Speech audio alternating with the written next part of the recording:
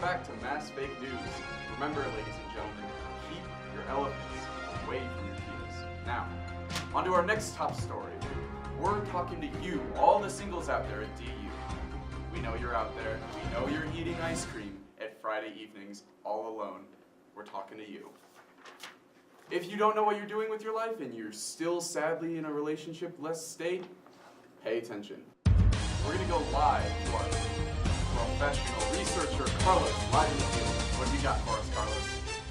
You know, Mike, it's not really looking good for singles out here. It seems like people are struggling to find love.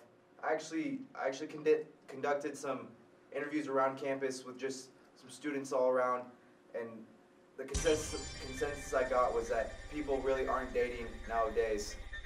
We asked students if they were in a relationship, and here are the results. No. No, I'm not. No. Nope. I'm not. No. No. No. No. No. I wish. What?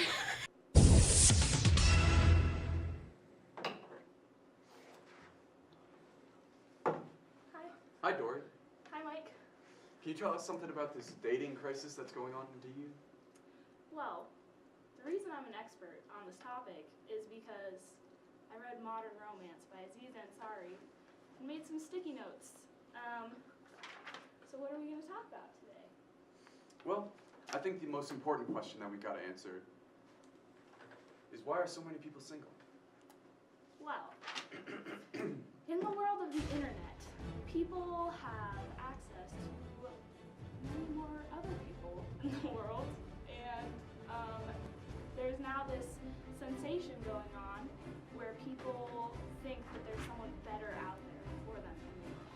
I'm sorry, Dory, you seem to be forgetting somewhat. Could you possibly read from Ansari, just to give us Yes. a bit of an understanding? Let me find some info. Okay. The Columbia professor Sheena Iyengar, whom we've met, was one of Barry Schwartz's co-authors on the job hunting study, and she also knows a shit ton about choice. Through a series of experiments, Iyengar has demonstrated that an excess of options can lead to indecision and paralysis. In one of her most influential studies, she and another researcher set up a table at a luxury food store and offered shoppers samples of jams. Sometimes, the researchers offered 6 types of jams, but other times they offered 24. When they offered 24, people were more likely to stop in and have a taste, but strangely, they were far less likely to actually buy any jam. People who stopped to taste the smaller number of jams were almost 10 times more likely to buy jam than people who stopped to taste the larger number. So basically, dating partners are jam. Well, folks, you've had it here first. Dating partners are jam. Let's cut to Carlos with some more statistics. Well, Mike, even though there is an abundance of options out there, people are still meeting up and gathering. But are they just hanging out, or are they going on a date? That's a question we asked in the interviews. Dating is more like formal. Hanging out is maybe like the potential for dating, maybe. Okay. Dating would be, to me, being like a monogamous, or if you both agree, like an open relationship, but very clear that you like are like actively pursuing a relationship. I would say dating has definite romantic intentions behind it, whereas hanging out is also more casual and non-exclusive. I think that dating very much entails any form of like sexual contact with a person.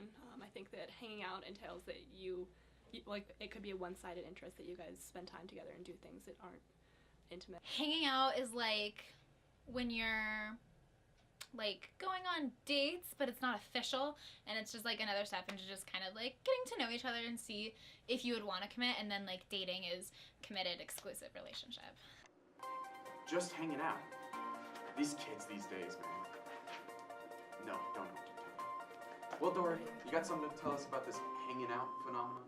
Well, many people, both men and women, use hanging out as a way to protect themselves against rejection, but it leaves everyone confused and no one's dating and everyone's sad and depressed.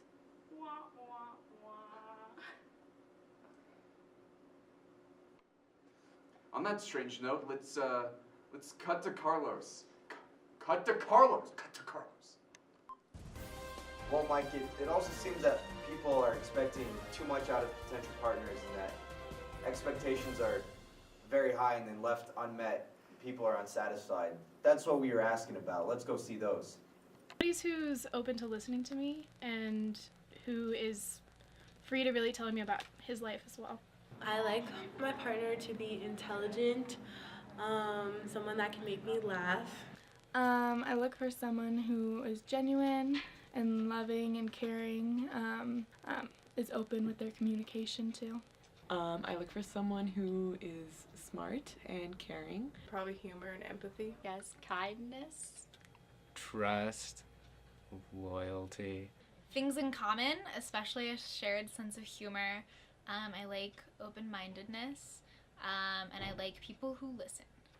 I look for someone who's going to be honest with me and be very kind, and who's very understanding and not judgmental. Someone that makes me smile. So Dory, what can you tell us about this perfect soulmate? Well, now that we have access to basically the entire world because of the internet, people have this idea of a soulmate, this one person who's absolutely perfect for them out there in the world, and they set their expectations too high and are often disappointed. Do soulmates really exist?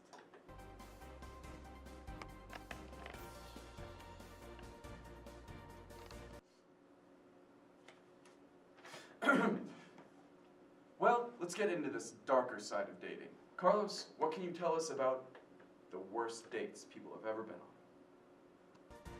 Oh, wait, what was that, Mike? I'm sorry.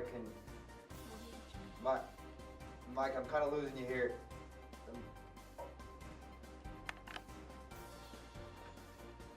Wait, what was that, Mike? Oh, right. So we're asking about the worst dates people have ever been on. Oh, perfect. Let's roll the clip. All right. He started bleeding. Probably having to pay and not knowing I was going to pay. I got food poisoning once.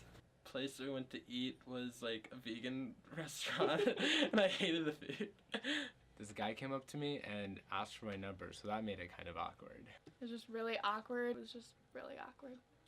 The guy invited his best friend over to the date like halfway through, and they ended up going home like together instead of him taking me home. They refused to acknowledge my existence the entire time. Well, ladies and germs, you heard it here. Don't set your expectations so high that no one is going to be able to reach them.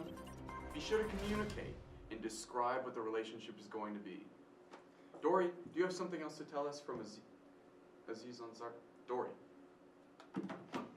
Aziz Ansari. Aziz Ansari says to never think of online dating as dating. Think of it as an online introduction service. He also says, with so many romantic options, instead of trying to explore them all, make sure you properly invest in people and give them a fair chance before moving on to the next one. Thank you very much, Dory. Let's cut to Carlos for one last exam. Thanks, Mike. Hearing you loud and clear now. Don't be scared to take that first step when you're trying to start a relationship. Every relationship starts with something. Chances are both parties are feeling a little nervous at the beginning. So again, don't be scared to take that first step. This is Carlos Clean coming to you live.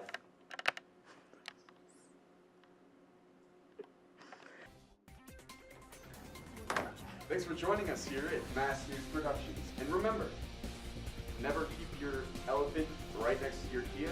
Relationships are important, and you should always put your best effort into them. And never, ever hire an intern named Dory with no last name. And remember one last thing.